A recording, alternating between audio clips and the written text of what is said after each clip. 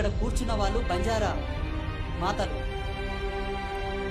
ప్రపంచవ్యాప్తంగా బంజారాలు ఎక్కడున్నా కూడా గర్వంగా గుండె మీద చేసుకొని చెప్పొచ్చు. ఎందుకో తెలుసా? వాళ్ళు రాజపూతుల వంశం వాళ్ళని.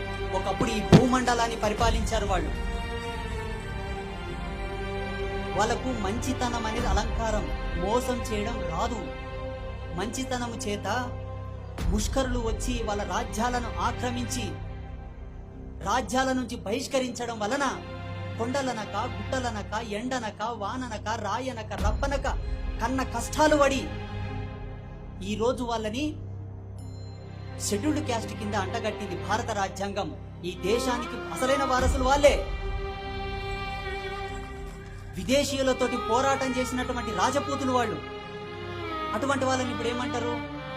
ఎస్టీలంటే, లంబాడులంటే నీచంగా చూస్తారు. చరిత్ర తెలిసిన వాడు ఎవడనొచ్చి మాట్లాడని చూస్తా.